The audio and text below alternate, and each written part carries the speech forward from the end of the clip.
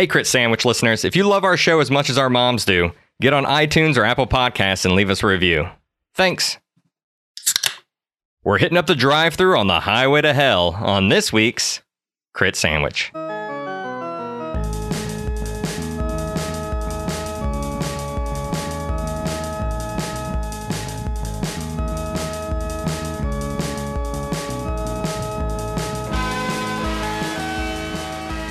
Welcome to Crit Sandwich, the world's tastiest D&D podcast. Crit Sandwich is 4 friends playing 5th edition D&D with random settings and plots. We use adult language, have inconsistent character voices, and screw up the rules. If this is your first time listening, check out our earlier campaigns. This is a terrible place to start. Seriously, start at an episode 1 or 0.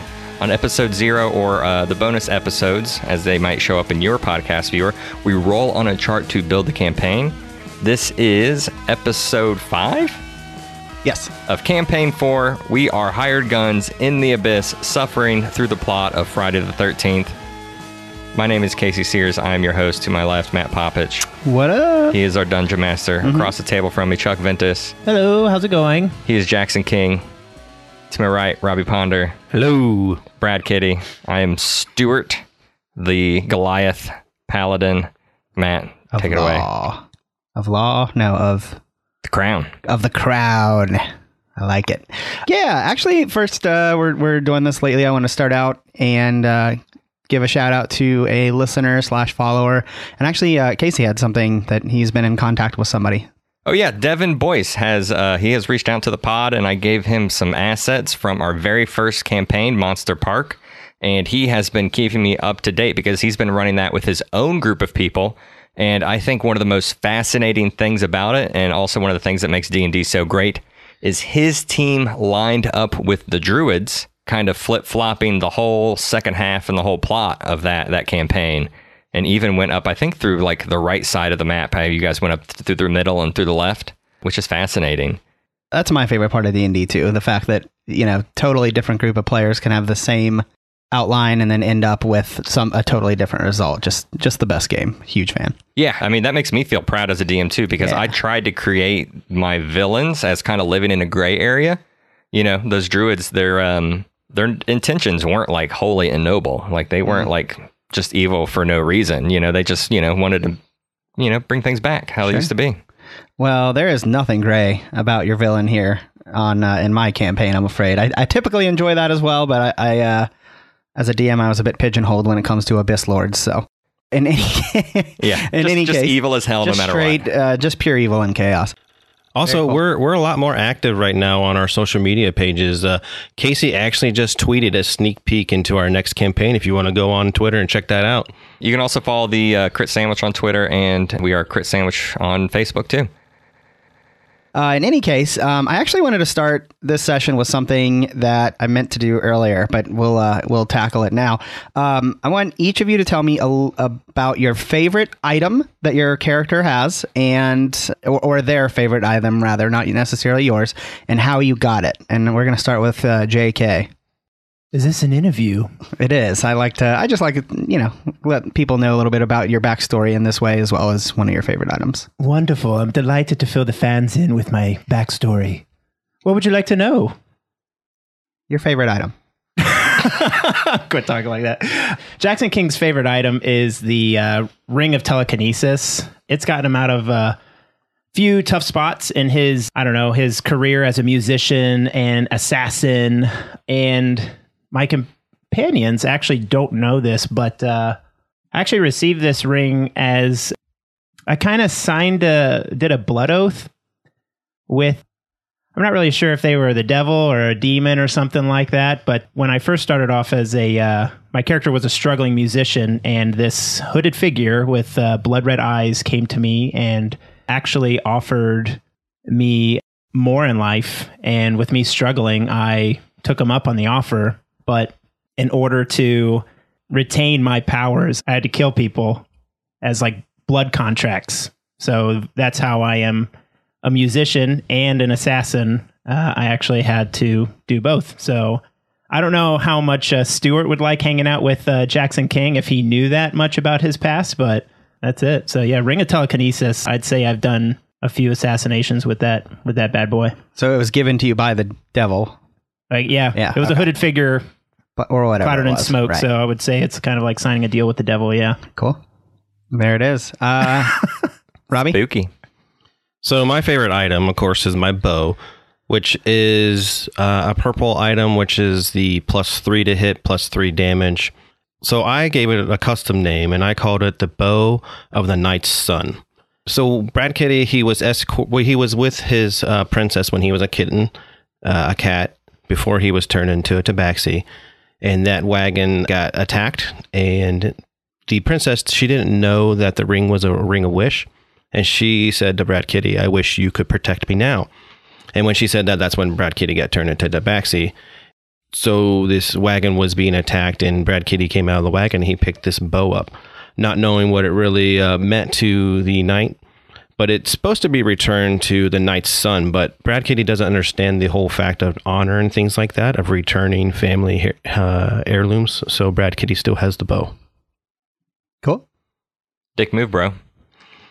Yeah, it is kind of, but Brad Kitty, he doesn't understand the honor of humans, like the fact of that humans have honor. I mean, maybe you can, maybe Stewart can teach him a little bit about that. I think he will. Is Stewart regretting hanging out with us now that we're just some bad dudes? Always.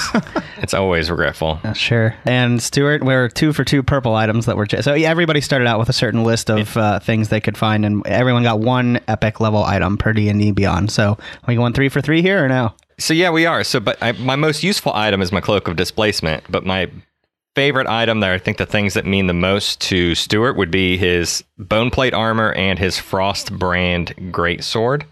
Because Stewart was adopted by a bodyguard of Lariel Silverhand, who was one of the open, or who is the open Lord of Waterdeep. Correct. Currently. Yeah. When Stewart was just a little toddler, that's because a bunch of frost giants came and smushed up his Goliath village, and he was one of the only survivors. As an adult, after his commitments were done to the Silverhands and he was kind of out on his own doing a little adventuring, he went and killed and murdered all of those frost giants and took their bones and took their weapons and then built his plate armor and his Frost brand great sword out of it with a blacksmith friend of his. Very cool. And sucks to be those giants, huh? Yep. Well, they started it, right? They did. I finished it. You finished it. That's how it happens in life sometimes in D&D world. So They made a terrible draft choice as well. they did. Much like the Bengals. All right. Yep. Bengals fans here, folks. It's tough. It is tough. Okay. So thank you for all that. I do like to hear a little bit about your backstory so the folks at home can hear, know a little bit of care a little bit more about you guys.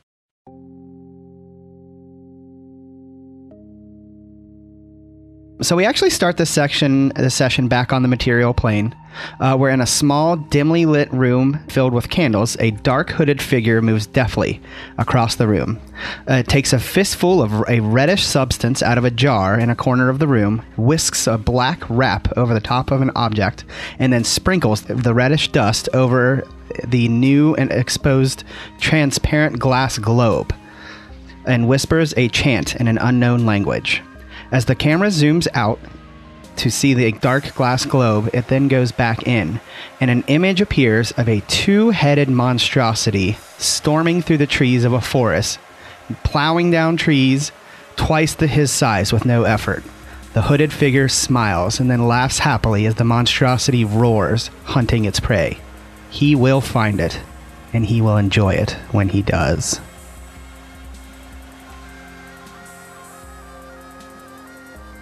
So last session, you guys found where you traveled across a just horrible area of events.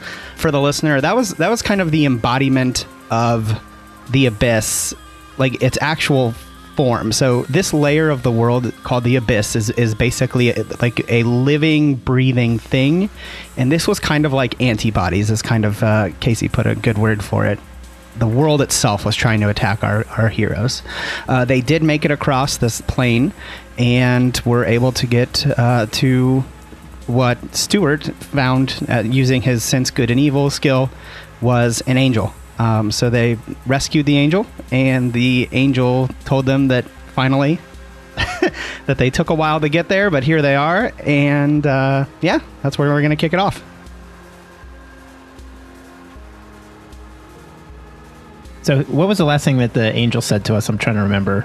About effing time?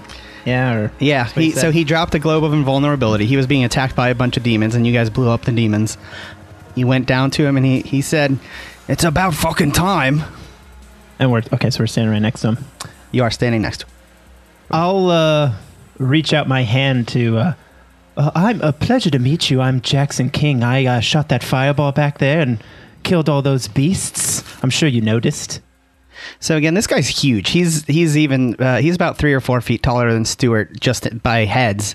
And then when his wings outstretch, he's those go up another 10 feet. So he's about 10 feet tall, massive wings, built like a bull. You reached out your hand? Yeah, to shake his hand, I guess. This guy's huge. So Stewart, what are you, like 7 or 8 foot? Yeah, like 7 feet. Holy crap! So this guy is 10 feet tall. He's monstrous. Yeah, he's huge. Yeah, I'll reach out to shake his hand, sure, or whatever. And you're what, like 5 foot? 6 foot. Oh, yeah. you're 6. Oh, you're pretty tall then. Yeah. What are you, a half elf? Half elf. Yeah, I'm 6 foot. That's tall for a half elf. That's fine. I mean, if that's what you are, then that's what you are. So, he grabs your hand and shakes it, and he says, "You fucking lot, what took you so long? I've been down here for hours now. Come on." Well, sorry about that. We weren't really sure what we were looking for down here. We did not know anyone else was down here. Brad Kitty's going to take his hood off, and I'm going to prowl around the guy in a circle pattern. I'm going to sniff the air and everything. I'm really curious of why this guy had to form this globe, and Jackson King shot a fireball and killed everything.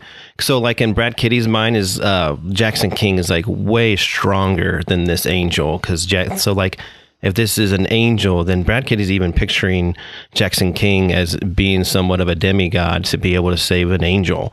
So I'm like going to prowl around this guy. I want to try to see how strong this guy is. Can I con him? Yeah. You would put him about the same level as you guys, as combined. So you guys could probably take him if you needed to. He's bigger than Atlas? He's lower level than Atlas, for sure. We came down here with a powerful mage named Atlas. We were here to close an incursion. First off, he notices he's being prowled around, and he says, "What's with your fucking cat?" Oh, don't mind him. He's just a curious little kitty. It's all right.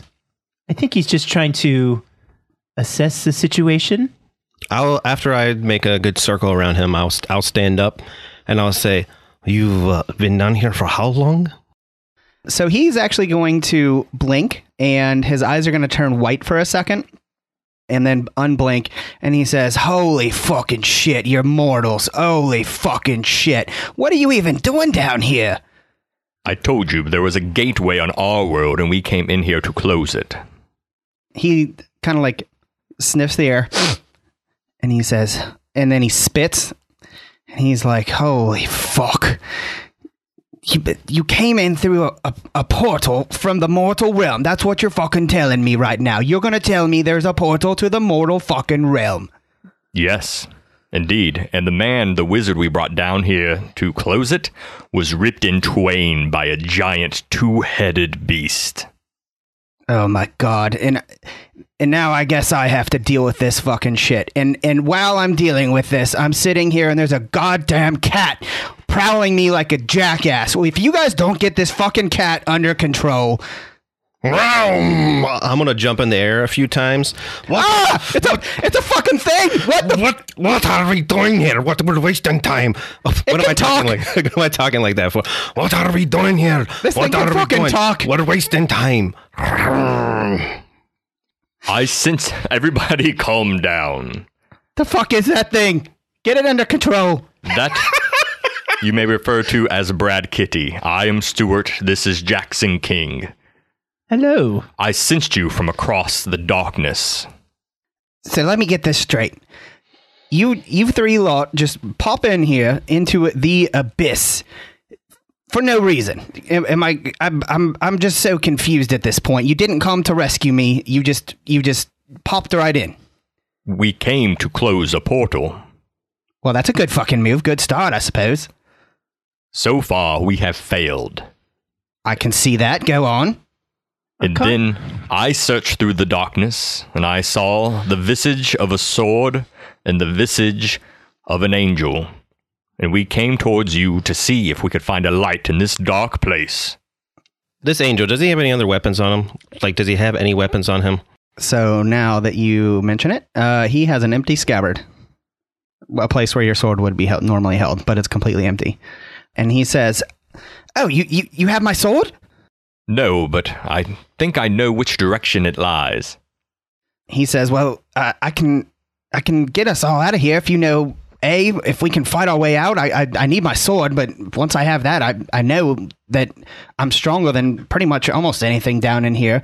And B, if you can get me to the portal, I can get you out of here." That sounds like an excellent plan. What? I think I would like to close the portal. Is that an option? I'd rather just not leave. Can we close is there any way we could close it? He thinks about it and he says, "Well, do you fucking know how to close a portal? I don't know how to fucking close a portal." He doesn't. I bet he knows how to drink some fucking milk. This fucking guy talking back to me. The best, with honey in it, of course. I like this guy's style. I actually read online that cats can't taste sweet things, but it does. I guess it doesn't matter. Well, you're a tabaxi, so. Yeah. Yeah, that's true. So he says, "I think right now our goal is to get you lot out of here. I don't really understand why you're here, but if your goal is to close the portal and you can't figure that out, let's just get you back to your little realm so you can come up with plan B on your side and I can get home." Well, hold on a second here, friend. Listen, Jackson King has never failed a mission, and we're going to close this fucking portal. And what are you going to do? You're not going to how are you going to get us out of here? He opens up his wings as wide as they get, and says, I'm gonna fucking fly you right out. What are you gonna do?" I might make a suggestion. And he sits down and crosses his arms and says, "All right, well, let's hear it then." And he looks at you expectingly. So, Chuck, are you casting suggestion? No, I'm not going to do that right now. Oh. I'm not going to cast a spell on this I just guy. let you know that suggestion, like the end of it, they become hostile when the suggestion's Yes, I'm not casting a suggestion. I'm going to parlay. Try and persuade. Yeah. Yes. Parlay. Listen, you obviously needed some help back there, and we helped you. Why don't we help you again get your sword, and then we get out of here and we figure out a way to close that portal together? Because if you take us out of here now, you're just going to be in even more trouble, and you won't get your sword. I think our plan was to get the sword anyway, right? Yeah. Before we left. Yeah. But he's trying to get him to close the portal. He says, "All right, first things first. The goal number one, whatever we do, we cannot let the Demon Lord know we're here. I don't know which one it is, but wherever we are, we cannot let the Demon Lord see any of us. As long as they don't do that, we have a decent chance at getting you folks out of here." I show him the pendant around my neck and tell him and explain what it's doing for us. Yeah, his eyes go wide and he says, "Holy fuck! Where the fuck did you get that? Do all of you have one of those?" Yes. I do. And I part my clothing a little bit more around my chest to reveal. He said, That is one of the most evil artifacts in all of creation. They are made by murdering an innocent soul. Did you fucking know that?" No, I had no clue. And he said, "Yeah, it takes an innocent soul to protect you here in the abyss. But yeah, it's doing its job. I can see that they can't just directly track you." Atlas the wizard we came down with provided us all of our instructions thus far, and we've been wandering about. He told us that they were difficult to make, and we were instructed to give them back to him when we get back. Looks like we get to keep him.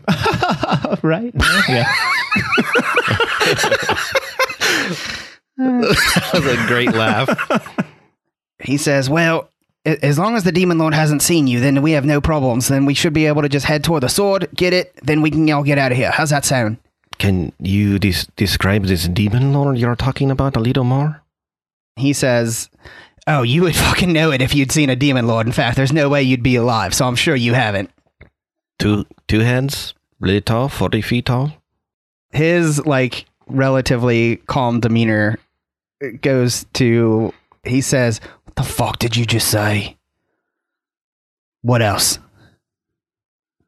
He is superior to my AC and my HP. I believe he has a baboon face, right? Yeah, two of them. Yeah, two faces like a baboon. They tend to argue with each other, and when they do, they get hungry. They just rip things apart and eat things half and half. They split it. They're pretty nice about sharing, I assume. He says, and fucking tentacles. He had tentacles for arms. Indeed. He says, A lot of slurping sounds around him, right? he looks up and like kind of around, and he says, that's fucking Demigorgon. We're in the abyss lord of Demigorgon, and you saw him and you live? We saw him a few times a year. You must be some fucking mortals. Well, and he kind of gets a grin, and he says, "Okay, new plan." Can you tell us your name? I don't think you've told us your name at all. Stewart, do you want to introduce yourself a little more and tell him about yourself? What's the plan? He says, "I'm Cassio Kitty Cat." What? You're a kitty cat too? He like growls. He's just like, holy. Oh, I'm excited. I was literally just about to tell you fuckers how I had some respect for you, and then you fucking pull that shit. Your cat, I don't get your cat. I don't like your cat. The rest of you, here's the plan. If we can get to my sword, this is a rare opportunity, not for you people, but in a lifespan of an angel. I've been alive 16,000 fucking years, where I sit and I watch and I make sure the mortal realm is safe. The opportunity to slay an abyss lord in the abyss, which is a permanent fucking kill, comes up never. So let's do this. We get my sword. I have 3 mortals with the ability to somehow survive Demigorgon. We find him and we fucking kill him. Yeah. Oh, wait, what? Maybe we should talk about it first. You want to close this fucking portal to the mortal realm? That is how you do it. You kill the Abyss Lord and it closes all portals in the realm. Oh. I will tell you that mostly we've survived by hiding and running. We did not take on the Dark Lord by ourselves. And that is wise. But now, once I have my sword, Sunscorch, we will have a chance that never comes around ever. If it closes the portal, then I'm in. We must save Waterdeep. We must save our realm. And I look at Jackson and Kitty. Count me in as well. He looks. Cassio looks over at Brad Kitty, and he says, "Oh, it's for the portal's right by Waterdeep, is it? A lot of dead people if you don't do it, Kitty Cat." Since he's already freaked out by Brad Kitty, I'm gonna freak him out a little more. He looks at Brad Kitty, and I'm doing that thing where my leg is just fully stretched out in the air, like in this odd position, and I'm like licking my inner thigh when he looks at me. Just like oddly stretched out. He says, "Holy fucking shit." I assure you, he's much better with his bow than he is with his manners. When the angel looked up around and he scanned for our Jason, Brad Kitty also gets a little freaked out to this. And I'm going to jump in the air a few more times, like as high as I can, in case there's any predators looking at us. I want them to know that I am the most athletic here. Alrighty. I watched Discovery Channel, Animal Planet, and found this out a little bit. So, okay, you do that. You just hop around for a little bit, or I just take like 2 jumps as high as I can.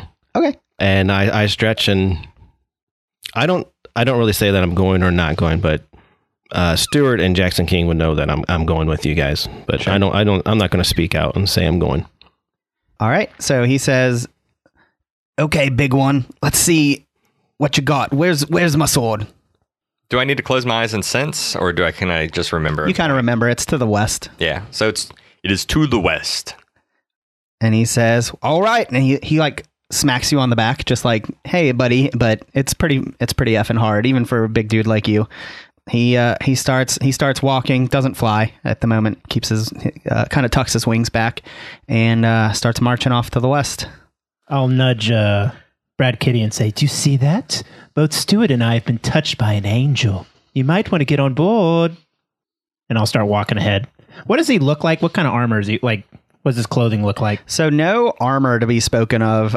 Just kind of like a golden. I don't really know if I'd call it a kilt, but like a skirty type of thing. Loincloth? Yeah, kind of. Like a fancy loincloth? Fancy gold loincloth, yeah. And then empty scabbard on his left hip. Again, just built like an ox, man. Huge. Okay. I was thinking about changing my outfit to look more angel-like, but I don't know about that. King, if the demons can't track us because of our amulets, can they track him? Can they track his movements? They know where he's at? Possibly. I would think so, but we'll be all right. We got to go through that forest, correct? We're pretty safe in there. We just got to sneak around. Yeah, what's straight west between here and there? So you were in a big, like, inside of a mountain. It looks like there was like a newly created huge rift in the mountain, and that's where you were. But if you just follow the mountain path, you never actually hit any of the forest. Like the kind of like hug the mountain. Does that make sense? Okay, hug the base of the mountain. Yeah, exactly. That's a good question. And his name is Serial? Cassiel. Cassiel, did you create the rift in that mountain? He says, and this is like while you guys are walking, I assume? Yeah, walk and talk. So he says, I'm in heaven, minding my own business, just, looking down on mortals, making sure they're not doing anything stupid, making sure demons aren't attacking, daily angel stuff.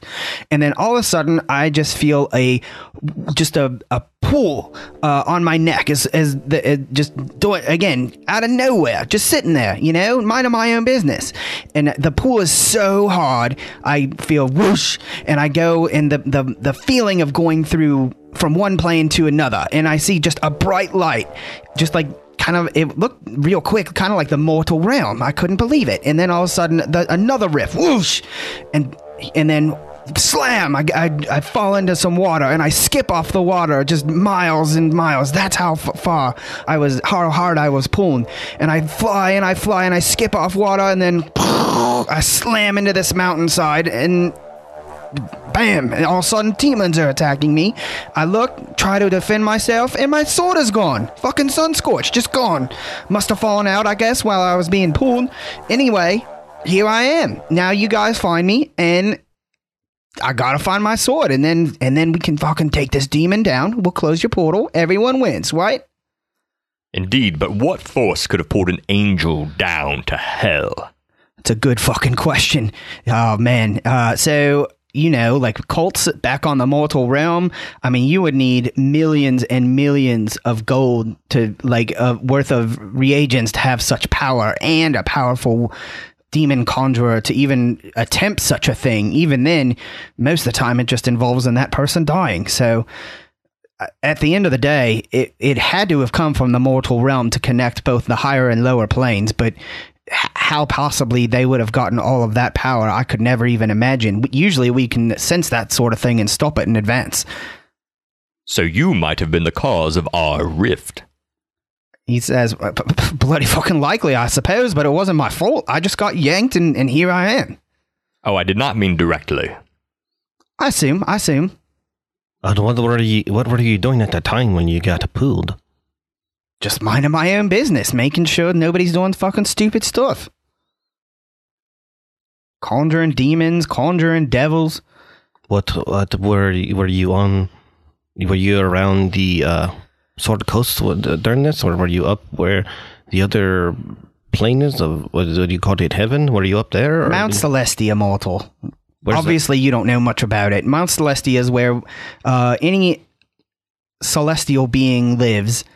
Any god, anything good that in this world is meant to protect you mortals from the atrocities that lie below you.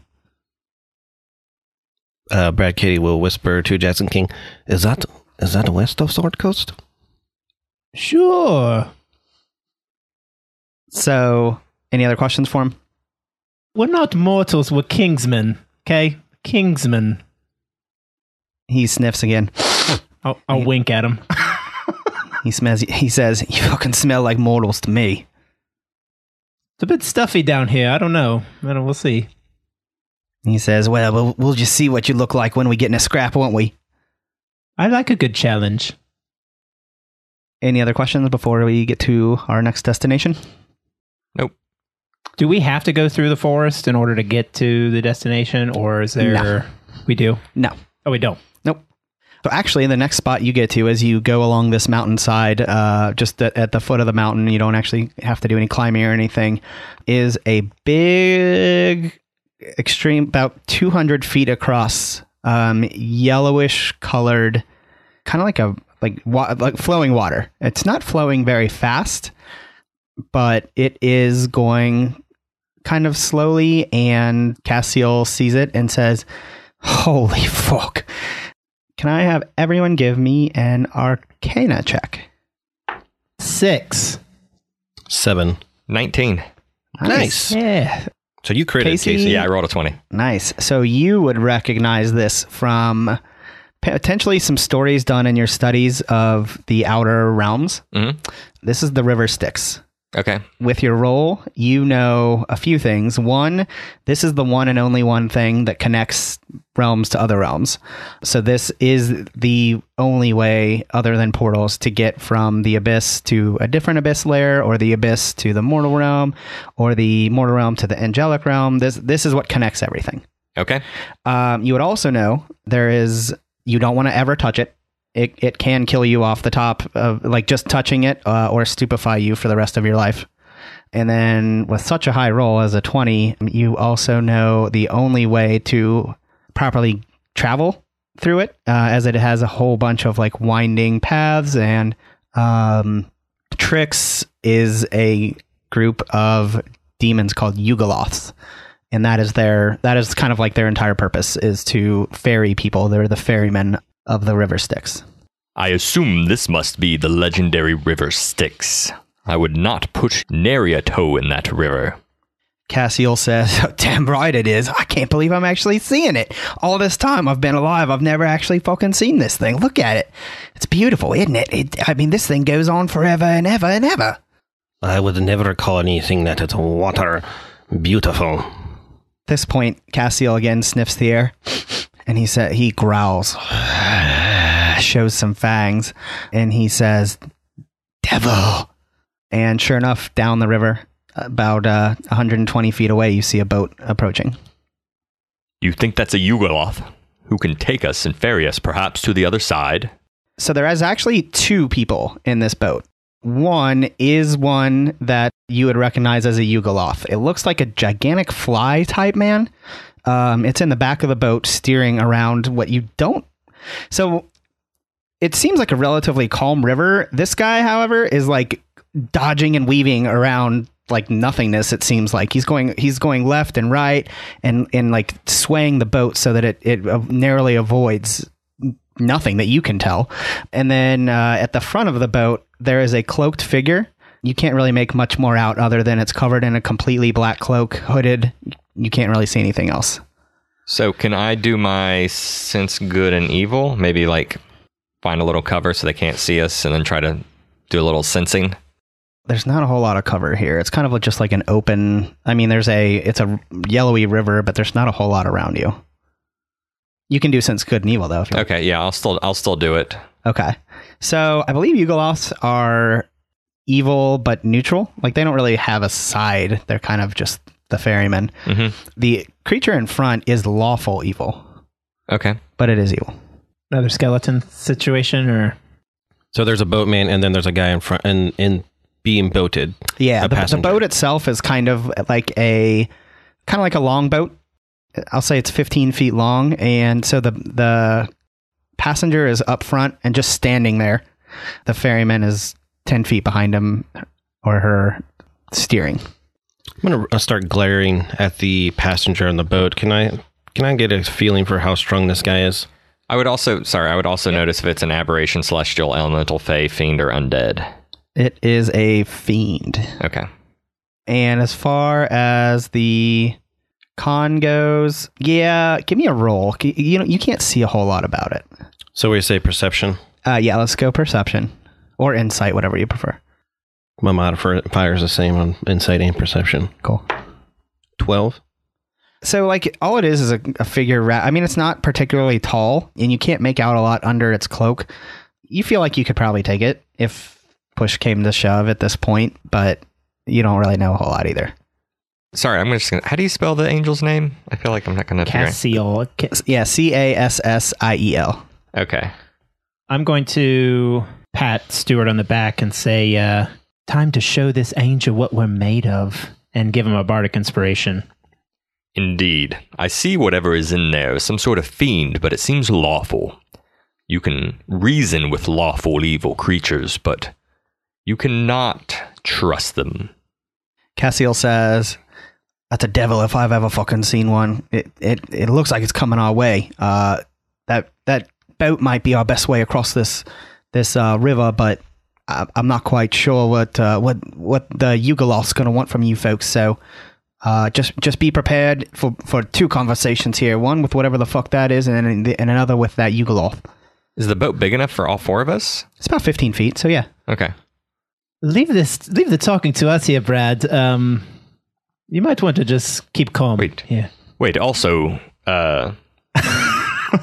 Cassiel, can't you just fly us one by one over the river? So he turns to you and says... well, first off, you're fucking big. I bet I can, but second, that puts us at a pretty extreme risk, don't you think? More risk than dealing with a demon? He shrugs and he says, I'm not saying I like demons, but for the most part, you do your part, they do theirs. They're lawful. They cannot go back on any deals. So if we can make something happen here to not put us at risk going over this river, great. If we need to do that, let's do it. Indeed. Anything else before the boat approaches? I mean, I guess we'll hail it in some way, right? Sure. So we have to get past the passenger first. So you said the passenger's game off the boat and is heading toward us? So the boat is going to land near you, given the fact that you don't want to do anything before then. Yeah, I mean, I guess we just stand there and... Okay. Be like, I don't know if you're going to shoot at it. I have no idea. You guys are wild. Yeah, I don't want to attack it. I'm going to put my hood up and hide off to the side. Before I do that, I'm going to use my help action as a bonus action, which doesn't matter. I'm going to help Jackson King. I'm going to tell him that he's looking good today and that whatever words he says is going to come off as very charming because of his good looks. And I'm going to put my hood up and I'm going to hide off to the side away from the group about 30 feet away. Are you going to give him a kiss? Like a cat kiss? If there's going to be any type of affection, I'll let him pet me if he wants. Scratch under his neck with a good kitty. All right. You still got the Good purple teamwork. leopard on? Purple leopard pants and things like that? What are you looking like? Oh, yeah. right What's the JK outfit right now? Oh, it's still the sparkly purple pants with the silver jacket. But Okay. I think for this occasion, I'm going to showtime, and I'm going to change my outfit to... What is the river color? Is it gold? Yeah, like a yellowish burnt gold. I'm going to have kinda. like a golden outfit, like similar to the color of the river. Okay. And it's just kind of shining just a little bit. It's going to be a nice suit. Command word. Showtime. Thought I said it, but yeah. He did. Okay, sorry. Showtime. Brad Kitty loves watching Jackson King change. You guys got a weird thing here. There's a vibe. Cousins. There's a strange vibe. Yeah, that's strange vibe. Brad Kitty's neutered. Brad Kitty is neutered. So I that's don't messed mean up. it was necessarily a sexual vibe. It's just kind of it's okay. a vibe. I Yeah, did. there's a vibe. It's a vibe. Yeah, it's weird. Well, a lot of people has commented that we go back and forth of who's better. So I figured I'll change things up and we'll be best friends this time. That's good. So after I gave him the encouraging words about how good looking he is and that his words are going to come off as very charming, I will go move my 30 feet away with my hood up and I'll just lay down on the ground. All right. The boat approaches. Again, the boatman just seems to be... If you didn't know any better, you'd think he was like a major spaz. Like, he just seems to be like steering left and right and all crazy, and you could never guess why. Like, it seems like a nice, calm river. The boat approaches you. A female takes off the top part of the cloak so that revealing her face. She's beautiful, and no horns or anything crazy like that. Just a very pretty, what seems to be maybe like a half-elfy type, like kind of larger, pointier ears, but you know that she's a devil based on what Cassiel told you, or at least, and what Stewart did as well. So she gets out and kind of assesses the four of you, like looks you up and down and says, hello. Does she see me? Roll perception? Stealth, probably, if he's hiding. He's trying to see if she can see him. Oh, okay, got ya. She said 4. That's what I'm questioning. Does she see Brad Kitty? That's a crit miss. I should definitely see you. She for sure sees. Well, it's not me hiding. There's nothing to hide around. This is just me trying to figure out if she sees me. You think she does? Right. Okay. So she said hello. That's it. Yep, that's it. Kind of like a blank, just no sort of emotion. You know, obviously she's outmanned here. There's 4 of you and 1 of her. She just hello. The rough waters. He was swerving back and forth back there. So she turns to face the horrible, hideous bug-like creature that's also getting off the boat at this point, and it goes, you obviously don't know the river Styx. It's my first time here, so no. It does like the weird laugh again and starts like docking the boat a little bit. Like it takes a rope from the back of the boat, and at the other side of the rope is like hook, and it starts like hammering the hook into the sandy beachish area that you're on right now. Madam, I assume your ride is done here, and we might hire the Goliath to take us across the river. So she looks at you and kind of, again, you can just see her mind working as far as she's trying to figure out what's going on here exactly. Mm-hmm. So she has just gained the information that you want to get across the river, and looks at your other 3 compatriots and says, looks like you've got a friend here that can fly. Why aren't you doing that? Vrox. Rocks? With a V. Vrox. Demons. Bat-like demons flying through the sky. She raises an eyebrow at you and kind of gives like a really sly, like just the faintest hint of a smile, and says, wise. Cassiel says, and what the fuck are you doing here then? And she says, she kind of looks at him and says, I certainly could be asking the same of an angel. What are you thinking about? Cassiel says, I fucking asked you first. Jeez, Matt's arguing with himself. Yeah. I know. I realized that at the same time. None of you guys spoke up, so it was like, anyway. Hello. I'll say something to Brad Kitty, like, I don't know, but there's something about her that's really hot.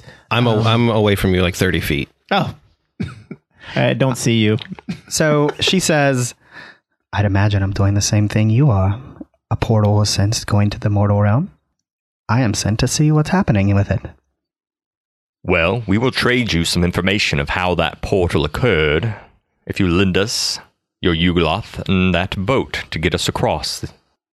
She again studies you for a second, and she says, any information provided would, of course, alert the sources of hell of anything that we could do to help. As you know, this is not something that we want either. That being said, a Goliath's mind is their own. They do not serve the masters of hell. I would have thought one such as yourself, a mortal in the abyss, would know that. We've lost our guide at this point. She says, well, that looks like a guide to me if I've ever seen one. And she's looking at Cassiel. I think, just an aside here, I think we kind of don't need her, and we can just get this Goliath to take us across the other side. And that's exactly what I was going to do. Brad Kitty's going to take his hood off, and I'm going to start walking over. I'm like, let's just get on the boat and go. So what are you doing exactly? You told your group that. Yeah. Are you just getting on the boat then? No, I'm still considering that I'm the 30 feet away. So as I stand up, I remove my shroud off my head and I start walking. Is it a shroud or a hood? I guess I can say hood. That's your character, bro. Yeah. So I remove my hood and I start walking. It's a shroud. Just kidding. It's a fucking shroud. And I start walking toward him like, let's just get on the boat. And I'm assuming I'm still like 15 feet away from the entire party as I say that. Yeah. Then I guess I look over at the Goliath and say, "Dear servant of the river Styx, might you carry us and ferry us, the four, across this river to the other side?" He looks at you, and again, just imagine like the head of a fly on top of this thing. It's just totally hideous. And he says, let me see. And he looks at each of you and he says, oh, yes. One magic item each. Yes, you've got good ones. Your best and most favorite item gets you across safely. Well, this all makes sense now. It does. Yes. I can't do it. I can't give my bow up. So what items are you, what items do you want? Your best, your most precious. I love them. Oh, I'm really fond of this healing potion. I'll Roll. pull out a healing... what? Deception, sir. 26. He like sniffs the air, kind of again like the hairs on the front of his mouth area are kind of like standing on end. Tongue is kind of flapping all over, and he says, I want it, yes. This will get you out of any jam, and if you're hurt, it'll heal you. Oh yes. I think this is almost as good for 3 items. Honestly, maybe I could pay for my 3 friends here as well. So that's too much. He says, potion is mine, boat is yours. Step on, but I need their items as well. Okay, I hand him a healing potion. Nice. At this point, the hooded, cloaked figure looks over at the Goliath and raises an eyebrow. The hideous fly creature says, I know. Your trip home is paid for, but this is just a little side. Okay. She kind of like, you just see her very slight frown for half a second, and then she nods. So I will take out my lantern of revealing, and I will say, "This is the light that guides me through the darkness. It was given to me by Lariel Silverhand herself, and it is not an ordinary lantern, but with it you can see things that have gone invisible, things that you think might not otherwise exist." And I'm going to persuade him that this is of value. Okay. 21. I'm rolling shit. So typically Yugoloths, and again, I'm going to use your roll from earlier. Typically they are very adept at their goal here. Not necessarily is value, but rather something of value to you. Like they're kind of fucked up in that they want to hurt you, but also take something from you. Without this lanterns, I will have much difficulty traveling the abyss. It has been my lifeblood up until now. So he twice in a row rolled pretty poorly. So he says, yes, you need it. I want it. It's mine. Mine, give to me and you get on the boat. I hand him my lantern of revealing. So yeah, he lets you hop on the boat. He says, pretty kitty. I lay as low as I can on the ground and I crawl across the planking board to go onto the boat. You're trying to sneak past him? I'm not trying to sneak past him. Brad Kitty's just scared and I don't want to do anything. I want to be next to my Jackson Kings. I want to be next to him. Before he starts to sneak, like come onto the boat, so I don't want him to offend this guy or ruin anything. Can I step off the boat? Is that okay if I like earned free passage, or do I know? Yeah, you can do that. I'll step off and I'll say, "Listen, don't be afraid. It's going to be all right. You were made for this mission. I wouldn't have chosen you for it if I didn't know you could handle it." I'll give him a bardic inspiration. I will try to slip the curved dagger that I took off of the Death Knight. Yeah. Give me a sleight of hand to his hilt. Oh shit! 13. I crit. Oh! He sees you kind of talking to Brad Kitty, which is fine, but he also sees you slip a dagger, a black dagger to him, and he says, "What was that? What was that? Do you plan on attacking me? What are you doing?" It's one of my favorite items. I just wanted to give it to him. It's a good luck charm for me.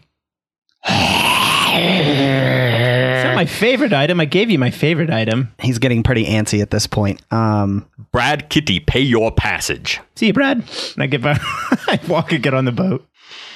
Brad Kitty is shaking a little bit, and he looks at the dagger that he was given by Jackson King. And any item that Brad Kitty gets from Jackson King, he holds for a high amount of value. And I'm starting looking at this dagger, and I don't think Brad Kitty understands why Jackson King slipped it to him, but Brad Kitty understands that it's something that Jackson King gave him.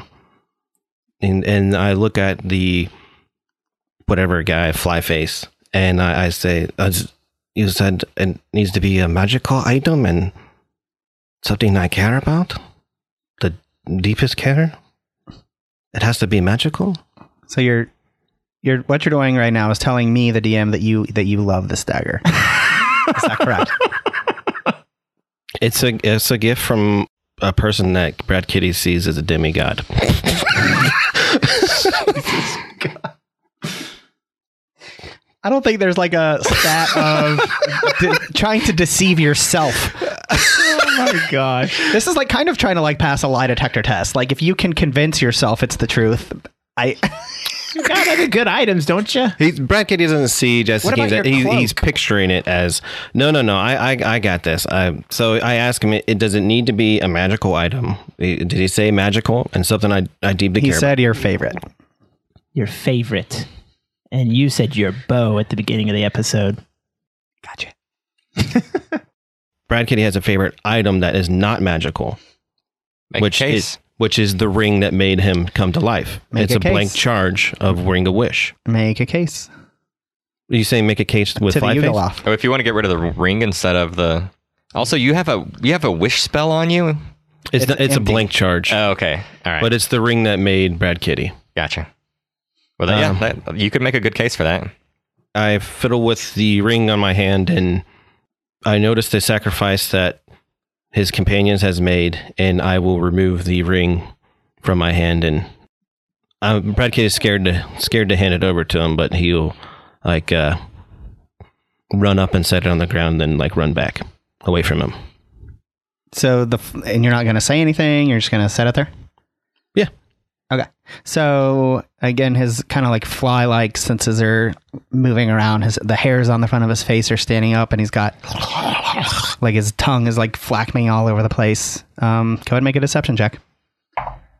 So I really do feel that Brad Kitty is not lying. This is his favorite item. So would I still do a deception check? Do you have if it's honestly what... You're making some sort of check, because I know as the DM that is not your actual best item, favorite item. You told me what it is. You told him. You fucked up, Robbie. No, I felt like we said favorite magical item at the beginning of the episode, not favorite item. That's what I felt like we were talking about at the beginning of the episode. Should have talked about your ring then. No. That ring sounds pretty magical to me. 15? Is that what that is, Paul? 15, but I'm gonna of course use the bardic inspiration no matter what. I don't know the outcome yet, but so 15 plus 11. Plus, do you have a deception as well? Oh yeah. Oh, plus 5. Wow. So I imagine you so slinking 31. up really sad and putting it down. Yeah. And not saying anything. And I think that throws him aback more than anything. However, he got a crit miss. so he does. He says he grabs it and pulls it up to his face and licks it and goes, "Yes, precious. It is precious to you." And he says, "Board the boat. Board the boat. Board the boat." I low crawl again toward the boat, and I get in the boat, and I got a tear in my eye. Cassio only has one thing on him, and it's his loincloth. So he pulls it off. No, just kidding. Can you imagine? Just angel dong for the rest of the episode. The rest of the season, really. Honestly, I didn't plan on Cassio. So he's just going to fly over, but I just thought that was funny. Anyways, yeah. Wait, so he's going to fly across the river? Yeah, he doesn't really have anything to give. You gonna carry one of us? He didn't ask. But before he does, he says, What do you guys fucking think of this lady here? Well, it seems she might be looking for you. I assume this is an aside. Yeah, it's once you guys are all on the boat. And yeah, I guess at this point. So she's going to get on the boat as well because she's heading home. She's heading back to the Nine Hells at this point. Oh, so she did her research. That's all she needed? She's reconnaissance. She's looking to see what's going on with this portal. She figured out that it's a portal and he made it. Can Cassio get on the boat though, without giving the? So no, he's not able to. So get on the boat. we're not able to talk to him. Yeah, I guess not. Oh. We can talk to her more, I guess, if she gets back on the boat. Yeah. So yeah, he's gonna fly. Current plan: you guys are all on the boat, along with her, along with the Goliath. You're gonna get ferried across. Cassiel is gonna fly over. Basically, I imagine flying much lower than he would if he were carrying one of us. He tells you that actually he's gonna be flying a lot higher to avoid. So the River Styx is famous for not letting anyone travel across it, no matter how. So he wants to stay as far away from it as he can. Gotcha. All right. So if that's the plan, that's the plan. We get? Yep. Yeah. All right. So he, with a Superman-esque jump, like he kind of like kneels down, jumps into the air and spreads his wings, and he is just gone. He just just straight up. He's gone for the moment, and you guys are being ferried across the river. Madam Devil, are you of interest in closing this gate? You guys, I would imagine, are either where are you at? Are you spread out? Are you right next to each other? I see I'm standing next. I mean, it's only a 15-foot boat. I'd like to stand next to her, but I'm going to make an outfit change one more time. She's wearing like a black hood, correct? Is that what yes, she's she wearing? is. Yeah, like her entire body is encompassed by just a black. You have no idea what's under there. I'm going to try and dress similar to her, I guess, but I'm going to say showtime, and I get a very goth look. Kind of torn, tattered, like black jacket, really tight black jeans. You see a little bit of a black eyeliner, just kind of nice below my eyes. And I'll approach her with Stewart. Did you ever see that one? Like it was like a Twitter thread or something where it's like Johnny Depp. It's like with all of his different girlfriends, like throughout the years, how he's changed. Every single time he looks like he's dressing like them. That's hilarious. And it's like, he just matches them. He just matches whoever he dates, and that's just what I'm thinking of right now. Yeah, I want to say it's Johnny Depp. Yeah. Sounds about right. Maybe it's Brad Pitt. It might be Brad Pitt. The Crow. Have you ever seen that movie, The Crow? Yeah. That's what I want to look like. Very cool. And you guys say what to her? I ask her if she has any interest in closing this damn portal. So she turns to you and kind of just raises an eyebrow. She's intrigued. It is imperative of us as mortals from that realm that portal be closed.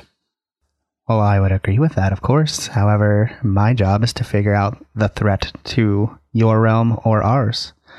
At this point, I believe there is a threat, and I need to go muster the armies of my hell to get this portal closed on my side. So there's more than one portal? Is that what she's saying, or no? No. No, okay. She looks at you quizzily, like, what are you talking about? Is she lying? She's lying that she wants the portal closed. Go ahead and give me an insight check. 12. You can't tell. So just like as a background thing, devils hate the demons. We know that. Mm-hmm. Mm-hmm. And so if there's a gateway from a demon plane, because we're on a demonic plane now. You are. And if there's a gateway from a demonic plane onto the earth realm, or to the mortal realm, that's bad for devils. How? So maybe I can ask her that. Like, yeah, I'll just explain. So, we're on a demon plane, blah, blah, blah, portal. How is that bad for devils? So she kind of gives you a smile, a lot like an adult smiling to a child that just asks how candy is made. I am not familiar with your politics. It's like, that's adorable. And she says, devils believe in law. We believe that there should be an order of things, and demons believe that in chaos, that there is no order. We don't want them to conquer the mortal realm, just as they don't want us to conquer the mortal realm. Does that make sense to you? It does. I see much more reason with devils than I do demons. She smiles and says, I feel like we would get along. Like you and her. Yeah. Maybe in another plane and in another life. For now, I am bound to my kingdom. And she smiles again, and she says, as am I. In any case, you mentioned closing the portal. Do you have something on your person that can accomplish this? I just look up into the air where the angel flew. I was like, She looks at you. Your angel can close it? Is that why he's here? You also get the sense that she is getting information from this. Mm-hmm. what's your plan to close the portal? And she turns to you and she says, hell has many ways to accomplish its goals. And she smiles. Like? So she looks at you again and just says, if you know anything, you know that hell has its abilities. That's all. So how long is this boat ride?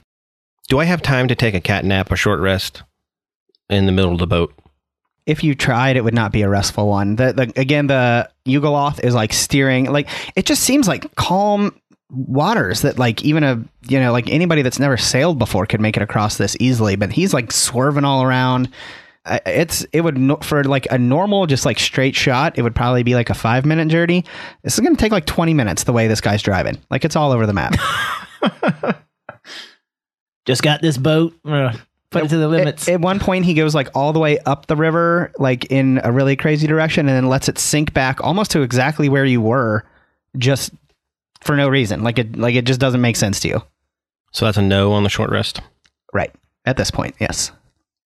Are you hurting or something? Do you need healed?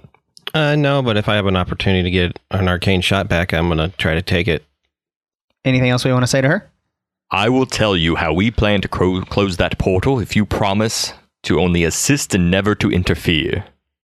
She's going to do an insight check on you to see if you're lying. All right. She had a 17. I'm telling the truth. Okay. So she says, well, depending on what you're about to tell me, that would be difficult for me to promise beforehand. How about I promise to do my very best to judge you in a fair light, and we can come to an agreeable outcome, as we do have the same end goals. How about that? This angel is thirsty to kill the demon lord here. You see just a slightest crack of a smile. I bet he is. And that's it. That's all I'm telling her. That's it. That should be so enough you for just her to leave it figure right out. there? Yeah, that should be enough for her to figure it out, right? You just put it out there and let it marinate? Let it marinate. Just put it out there, let it marinate. Okay. So yeah, she does that. She doesn't say anything else at the moment, but you can kind of see the gears turning in her head. Mm-hmm. Yeah, I might say something else like, it would be detrimental for devils to interfere with our current business. She just the ever so slightest of nods comes from the inside of the cloak. All right. That's kind of just really all I want is for her not to fuck with us. Again, just driving all crazy. This dude's just all over the map on this crazy just lazy river. But eventually you guys make it to the other side. Fuck, I would love a lazy river. I know. God, it's been so long since I've been on one. That sounds so good right now. They're phenomenal. Yeah. What does this Goliath, what does he do with the items after he gets them from all these people? So he pocketed them. He put them in like a bag that is kind of like a fanny pack type situation. So I just imagine he, like all these people, like even devils have to give him things to be able to get a boat right. Oh yeah, they would not ever try to cross the river Styx without help. No way. Maybe he's got kids to feed, man. Yeah. Well, I'm just like demon. maybe he has like the bag of, what is it, infinite holding. They carry all these things. Maybe it's that fanny pouch. I don't know. Yeah. I was just curious what happens to him. He has a bright pink fanny pack around his belly. He's a tourist for sure. It notifies him as a tourist. What makes small talk with the demon lady? What did you give what did you give him to get on the boat? So she smiles and says, "Oh, Goliath, no, my lord will take care of them just fine. You'd be surprised the currency that the lords of hell can come up with. Maybe you wouldn't be surprised looking at you. You get the sense that she knows. She knows. I walk away. I mean, turn around and walk away. Also, it's Devil Lady. Devil Lady? She's not a demon. That would be would be very offensive Devil Lady. to her. No. You're fine. Devil Lady. You didn't say it to her, but yes, that would be offensive. Anything else before we get to the other side? No, as I guess as we're coming up onto the shore, I will bow and bid adieu and ask her if I'm ever in the neighborhood. What's her name? She tells you. She again kind of looks you up and down, like, is this worth doing? And she says her name's Lyra. Can I get them digits? That's it. Cool. So as you step off, and you hear the Goliath kind of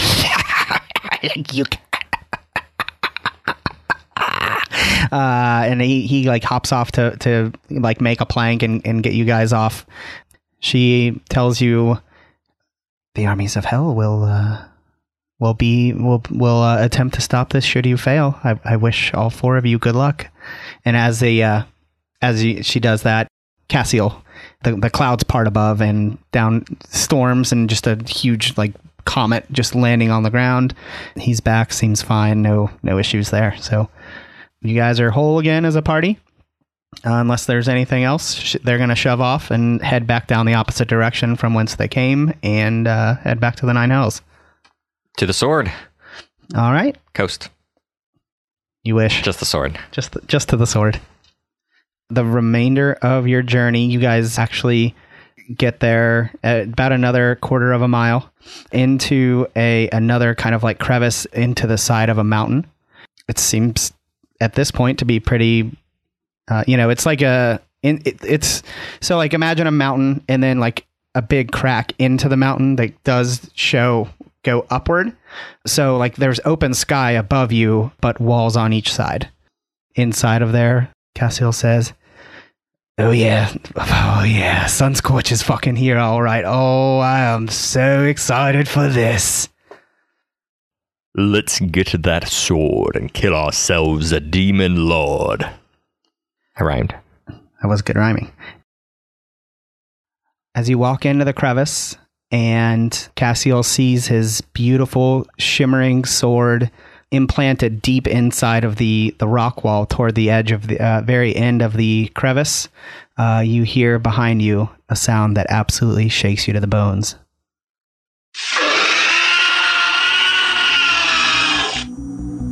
And Cassiel grins with a strong yank, pulls his sword out, and says, It's fucking go time.